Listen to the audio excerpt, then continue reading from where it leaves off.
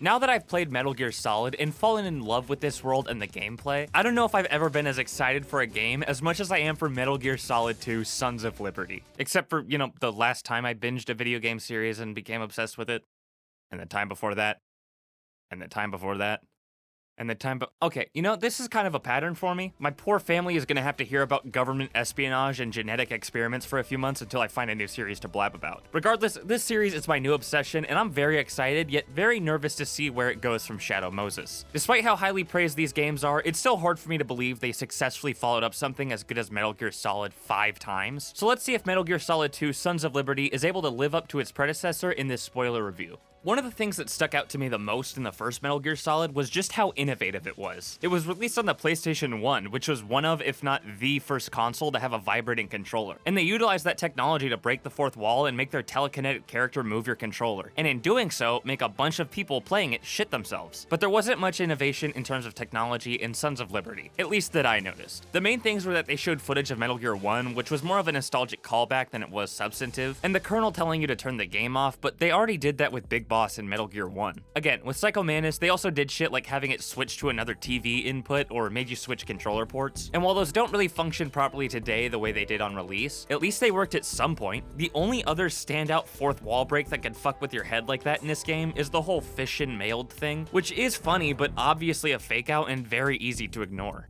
When it comes to the gameplay of Sons of Liberty though, I'm kind of mixed on whether or not it's improved overall from the last game. On one hand, you can sneeze yourself out of hiding because you caught a cold, and there's a mechanic where you slip on bird shit. On the other hand, Snake beats off while on the phone with Otacon, so you can see how easy it is to be conflicted. There are a lot of great moments and ideas, like how you go undercover as the enemy and need to make sure you have the right weapon equipped in the right areas, but I feel like this game tries things that the technology was too clunky for. Like when you're undercover, you need to get through a door blocked by a retinal scanner, so you have to force a guard to do it for you. But I tried to force a guard to do the scan in 4 different but very similar ways, and only one of them worked. Mainly because you have to hold them at gunpoint, and I thought if I put my handgun away, they'd attack and alert the other guards. And you have to have the right weapon equipped when you're undercover, which is found in a different part of the map. So I ran to the hostages, realized I needed that gun, and then realized that practically the entire bridge I just crossed fell into the ocean, and I thought I was soft locked. Then I figured that I could shimmy across it, but Raiden is so slow that I got caught by the drones. So I had to hide in a box at each safe section of the bridge, wait for the exact right time, and then take the box off and cross to the next section. I know I'm harping on the undercover section, but it's the perfect example of a great idea that plays out pretty well, but gets buried by PlayStation 2 clunk. They also bragged at the menu of the Master Collection that you can now move around dead and unconscious enemies and hide them in lockers, but it's practically useless. As soon as I leave the room, every enemy I just killed will respawn, and I'm never in a room long enough or in a room guarded enough for me to worry about bodies being spotted. I could actually see this mechanic being useful like it is in games like Hitman, but only if there were a limited number of enemies, the guards were harder to kill, and their patrols were more strict. But even though you only use it once, I do really appreciate how much better the Nikita missiles control. And the first person shooting is a huge plus, especially with the tranquilizer shots. It's also appalling that Metal Gear Solid 2's sniper protection mission infinitely outclasses Far Cry 3's, but not so much when you realize the latter was made by the corporate garbage juice known as Ubisoft. And I am gonna review Metal Gear Rising at some point too, and I'm not really excited for it in particular if the katana is controlled with the right stick like it is in this game, but it is decent enough here considering there's no camera control. But my main problem with this game across the whole thing, but especially in the gameplay, is that it felt like a worse version of fighting through Shadow Moses. And that is very apparent in the boss fights. The Olga fight was kinda lame and was just a shootout like with Revolver Ocelot, but without any ricocheting bullets. The Harrier fight was fun, but almost exactly like the Hind fight, except you have to defend the helicopter and have less cover. And fighting the Rays, while very fun and really cool, was exactly like fighting Rex at the end of 1, except there are just more. They just throw a shit ton of Metal Gears at you 3 at a time. Even from the start, when you learn about Solidus and the Sons of Liberty, you think, oh, so like Liquid and Foxhound. And fighting the Sons of Liberty, or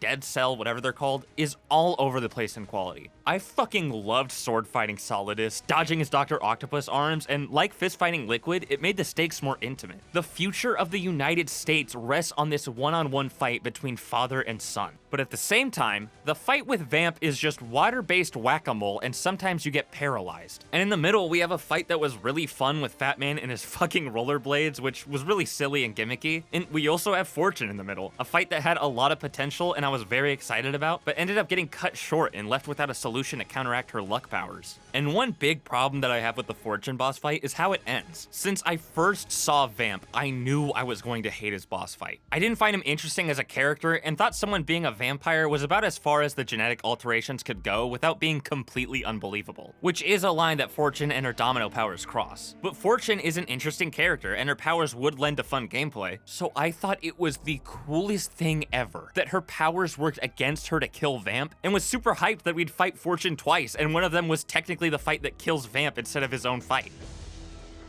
Oh, what the fuck?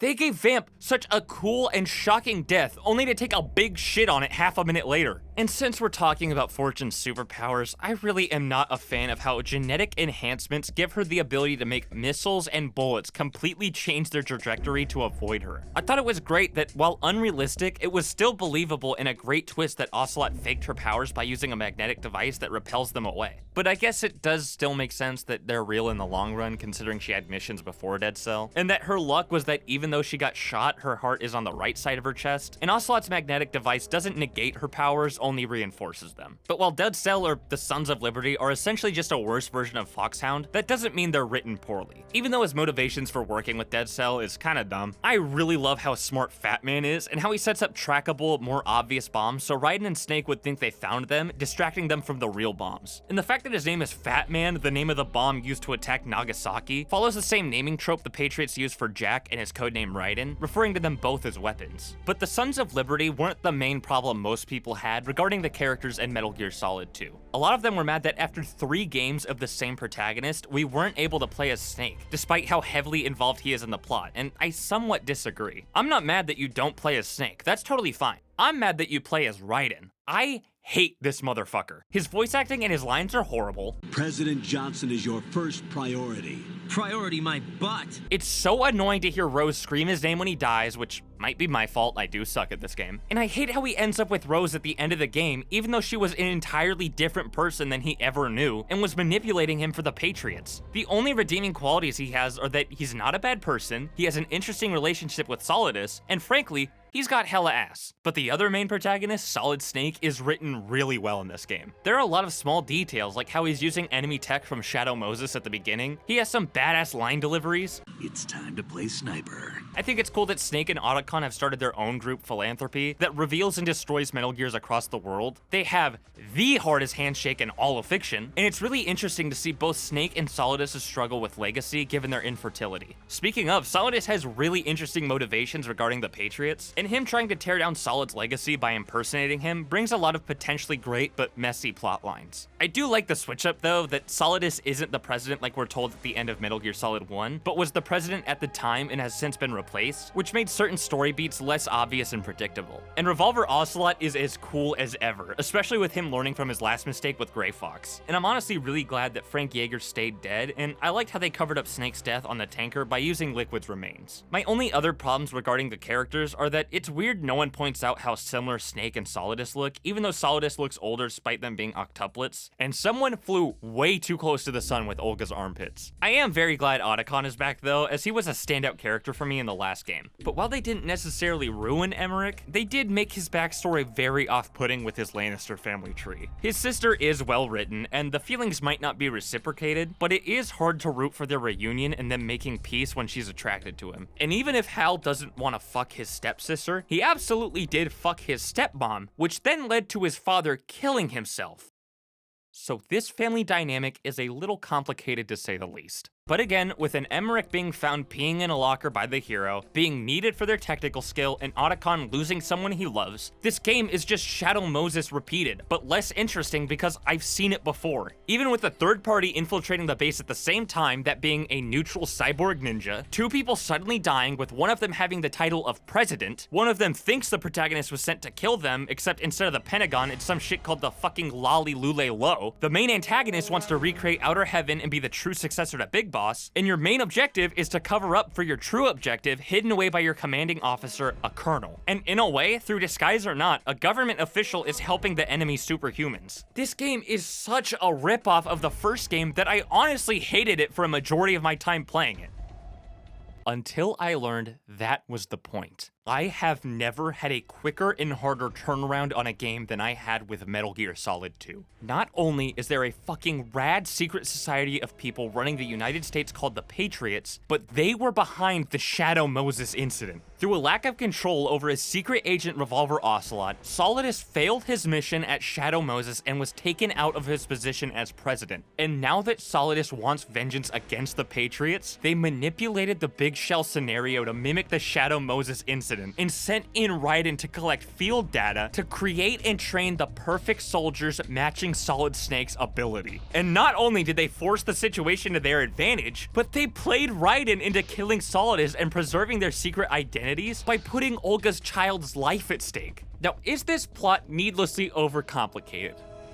A bit. Is this a complete retcon? Absolutely, in the strictest definition of the word. They did add continuity retroactively, but didn't decanonize anything. If anything, it enriches the plot of the previous game and makes you accept how much of a ripoff this game is of the last. Now that is kind of cheating, but if you're gonna make me dislike part of your game, it's best to do it in service of a different aspect of your game. But it's not just the Patriots that have a genius plot. Solidus is written incredibly intelligently. Not only was the Big Shell a direct consequence of what happened on the tanker, but he stole Metal Gear Ray from the tanker to get to what the Big Shell was really for, Metal Gear Arsenal. And not only is that part of his plan, but he doesn't even need his plan to succeed to win. Yes, he does want to segregate Manhattan and turn it into Outer Heaven, and he does need Metal Gear Arsenal to do that, but that's plan A. Even if the Sons of Liberty fail, he can still use Arsenal to get the identities of the Patriots and kill them that way. But the best part of this plot, in my opinion, is the twist about the Colonel.